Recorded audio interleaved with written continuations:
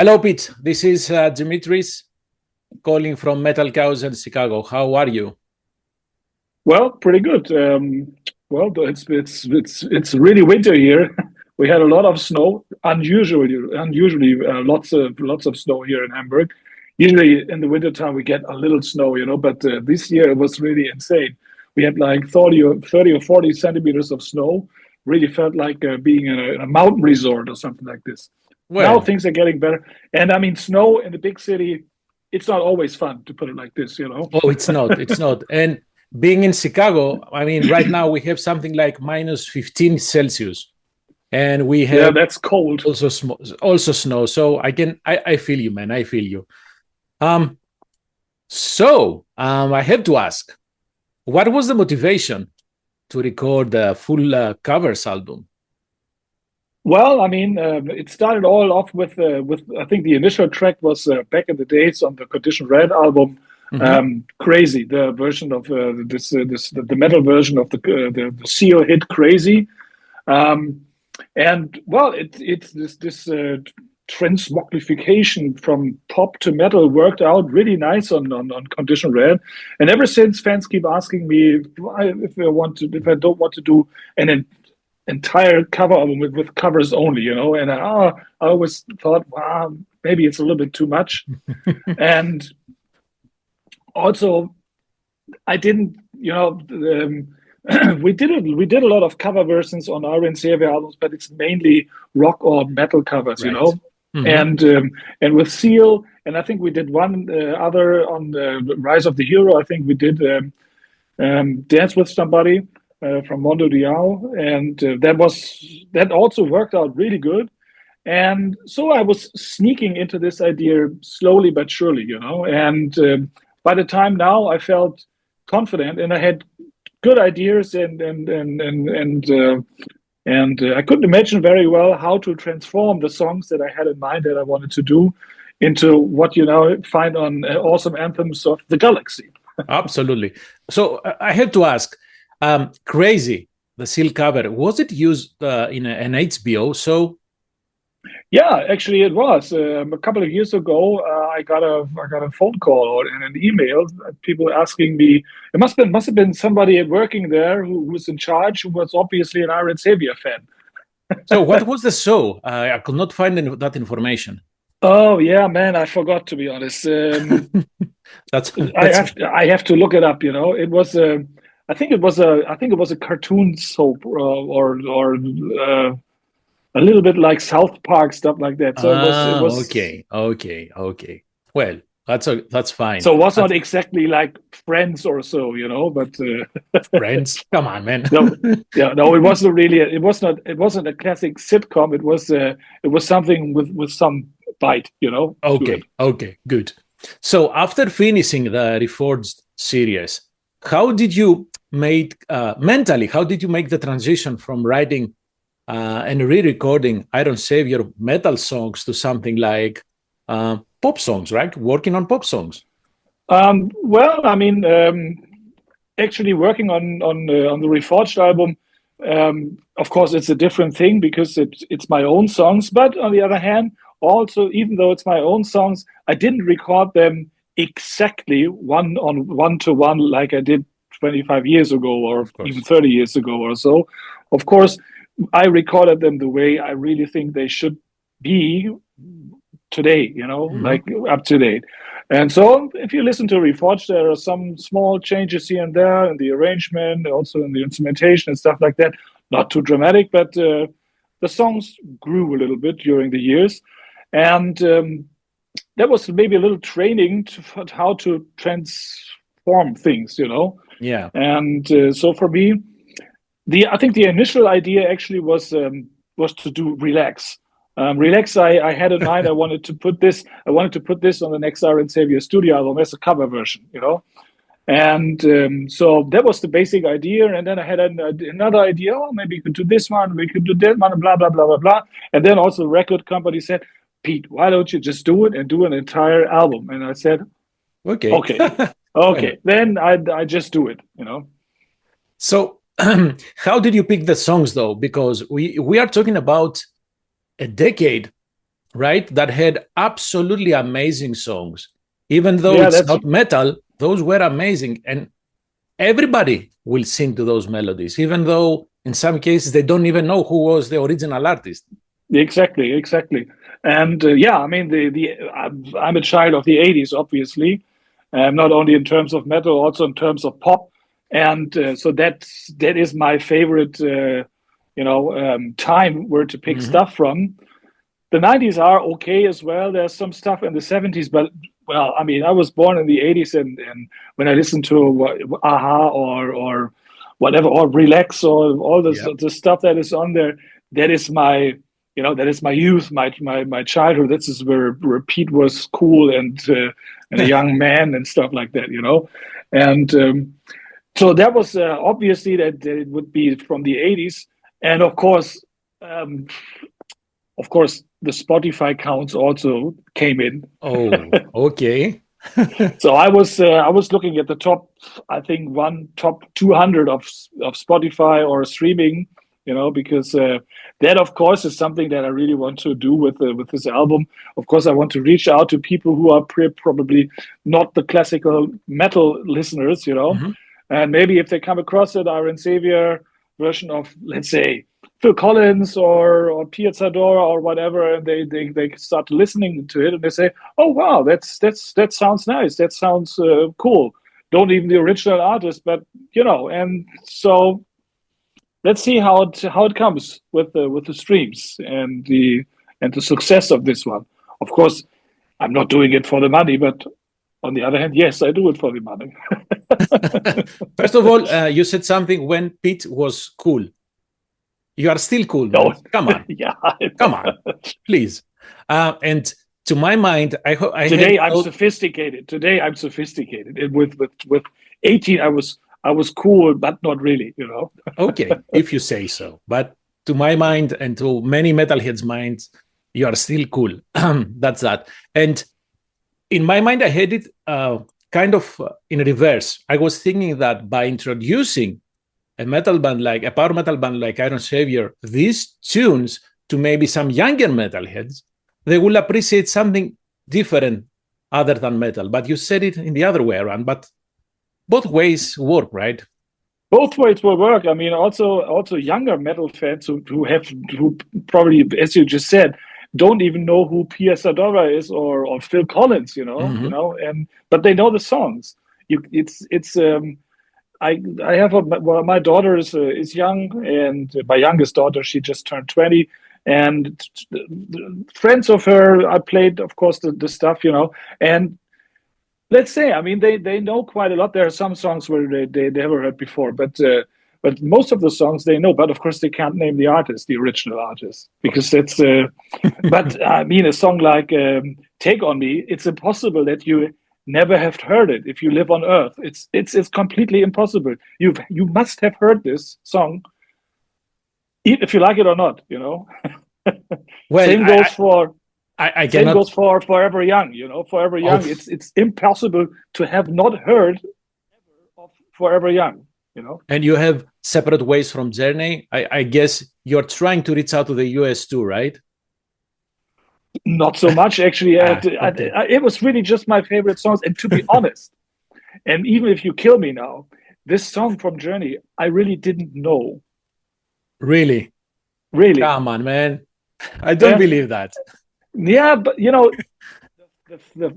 thing is that back in the time in the '80s, I was listening to metal, Mhm. and to heavy metal, the new wave of British heavy metal. I was listening to Priest, Saxon, blah blah blah stuff, and all the stuff that is on the radio. But I wasn't listening to other to hard rock. Hard rock was too close to metal, and it was Yes. too soft for me. Correct. Pop was okay because, but I didn't. So I didn't really listen to Journey too much Mhm. back in the days. And so this song, actually, I discovered this song. I said, "Hey, wow, what a great song! Let's do it." Honestly, what you just described, I can definitely relate because I remember, because I am a child of the 80s. I was born in 75. So I do remember that when you were a metalhead, you don't touch hard rock. No, that's out. You are very into metal. No, everything else is noise. You have to stick to metal, right? Yeah, a little bit like. I mean, there was some hard rock that had enough metal elements Yes. so that it was listenable, but Journey and also Total was too weak, It was Oh, too much keyboards and too much pop, in I there. agree. I It was agree. pop rock that, It's okay if it's pure pop, but when it enters the rock, the metal scene, well, it's not Well, acceptable for back me, in the of course, today I have no problems, but back Of in the days, course. I just wasn't interested in listening to so-called pop rock. That Mhm. was just not my piece of cake. So who recorded the keyboards now that you mentioned those? I did. Oh, geez. You are really going soft now. I'm joking. I'm joking. And I because you have now 17 songs in the awesome anthems of the galaxy. So I imagine that you had more than that, right? I had 20, Oh, and okay. three we will release later. Oh, okay. For online use and stuff like that. Hmm. So it's 20 songs that I did all in all, but then 17 will be on the album. And I will ask this question now because we mentioned how many songs there are. It's not really a vinyl friendly release, right? No, and that's why we decided to not have this one on vinyl because um, we thought of making a vinyl from this, but since it's not a real Iron Savior album, it's something in Mhm. between. If it goes well, and people really appreciate it, and people really want to have this on vinyl, we can still do it later on. Okay, That's no problem. that's good. But for now. Because it's also a little bit of a test, I think it will go pretty well on streaming, but I have really, it's hard to say if the physical sales will be in the same way. Hmm. I think, of course, dedicated Iron Savior bands fans, of course, will get it, and of course, and I'm quite sure that in the end, it would have also been possible to sell the regular amount of vinyls, but I mean, we rather played safe this time, and if the vinyl requests is getting really strong, then of course we can just do it later. Well, it goes with the music and when it was originally born. But I will, whatever you're saying, it makes sense.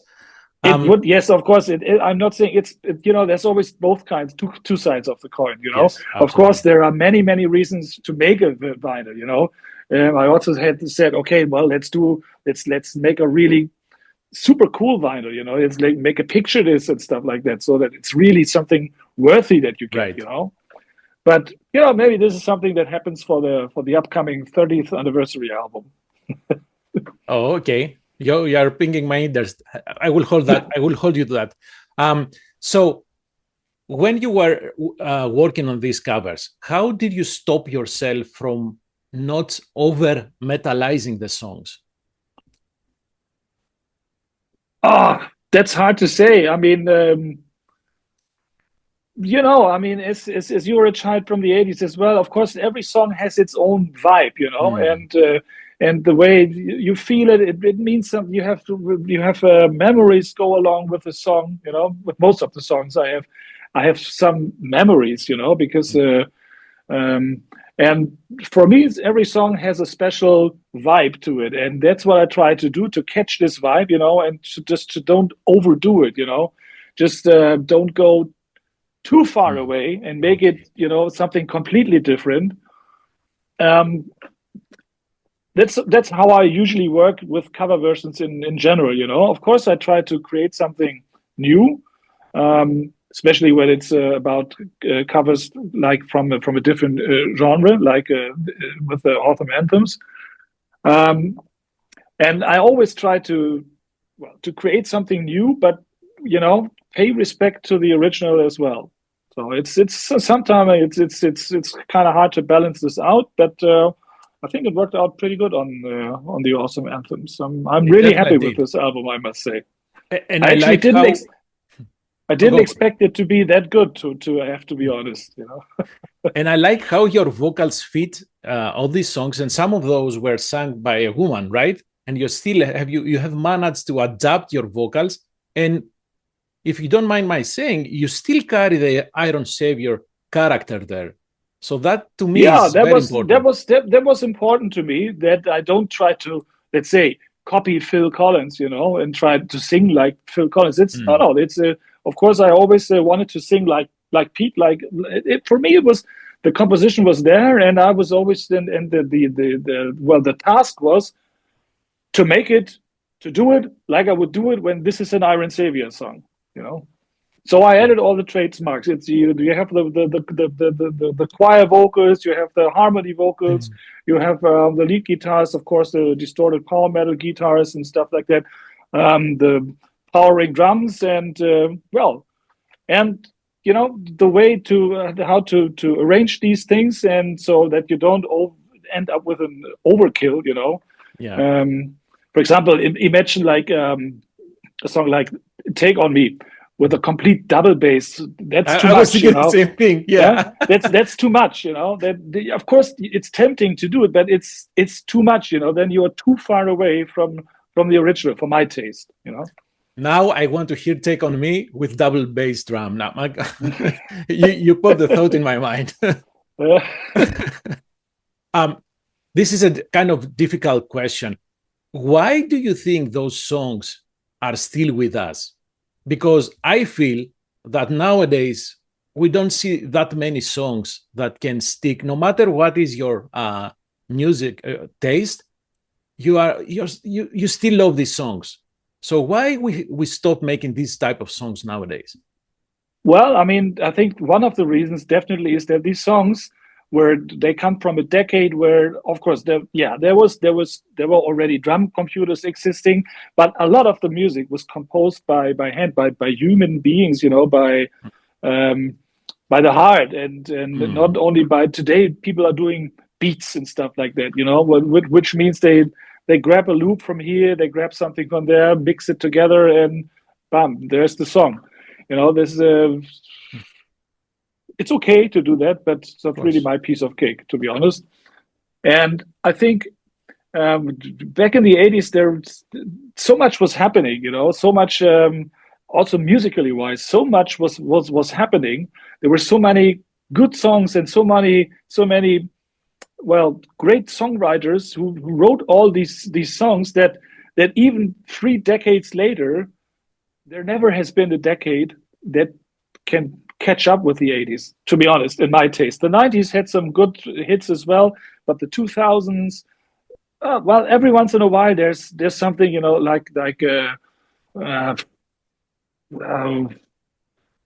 wie heißt sie denn? Egal.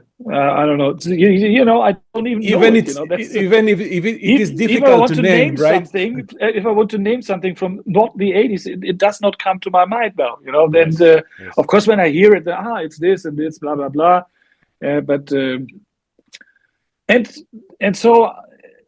because of that, there also was a time when you remember where it was really fancy to do remixes of old 80s stuff, and so this 80s DNR, so to speak, is really in the entire pop world. It's still there, and still everything is living from that somehow. That's what makes this decade for me so special, I have to admit. Same goes for metal, by the way. Well, yeah, I cannot disagree with that, but I try to stay away from sounding like an old person saying that they don't make these things as they used to do. Yeah, I know. But at some point, I agree. Of course, I totally agree. I'm not that kind of guy who, back in the days, everything was better. No, that's not what I mean. There's lots of other stuff happening in other fields, but in terms of music, I think the 80s really were one of the, let's put it like this, one of the most interesting and one of the most happening decades ever so far, yes. I would say. Yes. So we have also Anthems of the Galaxy. Why the Galaxy? What makes you speak on behalf of the Galaxy, man? Come on. Well, I'm a big Guardians of the Galaxy fan, and so of course, if you look at the cover and everything, so that was it's a little bit like, yes. it's a little bit. It's a contribution to the Guardians of the Galaxy franchise, and Of course. I just like the Guardians of the Galaxy. They're I'm joking. one of my favorite Marvel characters, I must say. The only thing I have to note on the cover artwork is that you have the cassette in front, and in the back, the headphones are not from the 80s. These headphones look way more modern. Yeah, they look a bit more. Yeah, that's right. It's not the typical Walkman headphone. Yeah, there you go. I know. There you go. Yeah, I didn't. But yeah, it's a tape. But I thought, well, maybe a modern headphone like this one will also look really nice. Yes. After all, you have a spaceship, so that's fine. So you mentioned the 30th anniversary of the band. Yeah. First of all, how old that makes you? You 61. started the band. No, I'm joking. I was trying to make. There is the real age and is the actual music age. So we are stuck in our 20s. So no worries. So what are your plans for celebrating this? This is a huge milestone. Well, I mean, of course, this Autumn Anthems is so to speak the prelude for the studio album, which will see light of the day in later on in the year. I think we are scheduled now for I think for late September, if I'm not mistaken. Nice. And well, we play a lot of shows. Iron Savior is really quite busy in the 30th anniversary year. We have a couple of shows now in January and February. Then in March we play we play 6 shows in Spain. During the summer we play a lot of festivals. Then we have the release, and after the release we will go on tour again with our friends from Mystic Prophecy and do a double headliner tour through mainly Germany and but also Benelux and stuff like that. So yeah, it's a really busy year, and absolutely looking forward to this. I was hoping to say that you will cross the Atlantic to come to North America, but that I know it's difficult. But it's quite unlikely, I have to admit, for known reasons that we don't want to discuss here now. Yeah. Are you planning to play any cover songs live? Actually, yes. We are thinking of playing Relax, putting that into because I think Relax will be it will be a strong banger within an Iron Savior set. And if you play it sort of a little bit like unexpected, let's see how it works. I mean, we are definitely going to rehearse that and check it out. If it works, then great. So how will you combine? You have the covers album. You have although the new music comes out in September, as you said. You have the 30th anniversary. How will you balance the set list to capture this new album and then honor the history of Iron Savior? That's always the problem. Not only in the 30th anniversary year. I mean, with Iron Savior, we have really a lot of songs that people really would love us to play, And but since a set can only have like 15 or 16 songs, we always have to continuously see how to balance out to make the old fans happy, from the very few really mainly go for the debut and the unification album. Then there are people who are really they want to play as the entire Condition Red album.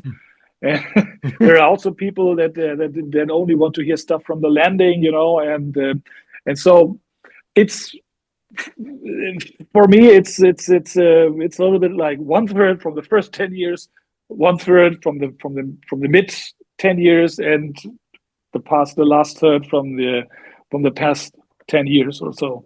Yeah, basically it's impossible to cover all these periods, right? It won't be possible. 4 songs per. Yeah. There's no way.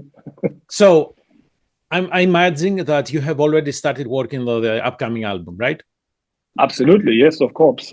So you have 2 things now. You have worked in the Reforged series that you ended revisiting the old material. Now we have these covers. So how do you think touching this different type of, let's say, metal music will affect your songwriting for the next album? Oh yeah, that's a good question. I mean, to be honest, a lot of songs also have been ready before I started working on the anthems. Okay. And well, I mean, what I really learned, or what I've not learned is the wrong term. What I really started to like more and more is the choir arrangements I did on the autumn anthems of the galaxy. I think Mhm. um, we have a lot of backing vocals and stuff like that, anyways, But I think I will do a little bit more. And the funny thing is that I don't know.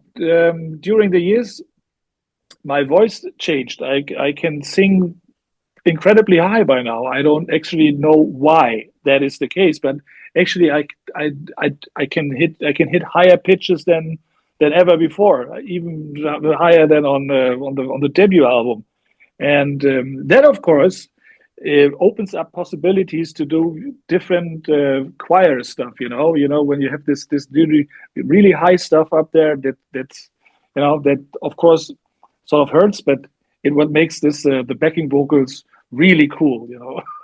So you're making me think that it's almost sounding like old school, right? Because if you are hitting those high pitches, maybe it's more closer. Yeah, I mean, of course, I am, of course, a little bit old school, but, and so old school DNR always is part of Iron Savior, of Mhm. course. But on the other hand, I also never have been somebody who was, living in the past. I was always looking forward and heading for the future. And Mhm. so I'm always open-minded to new developments and stuff like that, also new mix techniques and changes in sound and whatever. So I think, just like with every Iron Savior album before, I will also try to do a good combination of conserving old stuff, keeping this DNR that sort of Iron Savior lives from, and mix it up and bring in new elements and make it more interesting and make it fit for the future.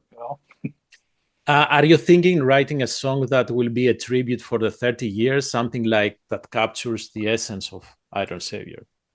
I was tempted to do not exactly do this, but I was tempted to do a complete concept album again, to please Hmm. the people back from. But I don't do that. But there will be more concept songs on this one. It will be 50-50. You That's don't my like decision. writing a concept album, or you don't like Yeah, writing a because concept? yeah, I don't like writing a concept album, because a concept on the one hand is cool because you have a main story frame that you can relate on with your lyrics, but it also can be limiting, Oh, because yeah. you always have to talk about the same stuff. And if you Hmm. have an idea for something else which is cool, then you can't do it because it's not part of the concept. And I did 4 concept albums, and after Condition Red, I'm still a little bit fed up. I was tempted to do it, but I decided against it in the end. But So 50-50 you were is tempting the because you deal. had a good story to tell, or? I have a good story to Hmm. tell, and of course, it is something that would be a tribute to the history of Iron Savior, doing a concept album, because that's how we started off. The debut was a concept, Unification is a concept, Dark Assault and Condition Red, all 4 concept album in a row. And so that would be something, a tribute to the past to the history of Iron Savior for those 4 great albums. But on the other hand, The Landing also is a great album, and it works fine without a concept. Right, right. And so I decided this is the deal: 50% concept and 50% freedom. You know what? What I like is that after 30 years, you are still hungry to write music. You are still hungry to create this awesome covers album. That means that you still have a deep love, genuine love for the music, and that's all that matters, man. I'm Yeah, genuine. I have Yeah. that. I mean, of course it's my job, but on the other hand, I really love my job. I really love Yes. sitting here in my Yes. studio creating music. Not always. I mean, there are days where, well, the ideas don't flow. Where everything, this sucks and this is not good, and you throw everything away and you're frustrated. But bottom line is, it's great. And if something is done, and if an album is ready, it feels just awesome. Excellent. So I'm waiting for the new album coming out on around September. But also, hear me out, I'm waiting for Awesome Anthems of the Galaxy, the return, because I'm sure this will go well.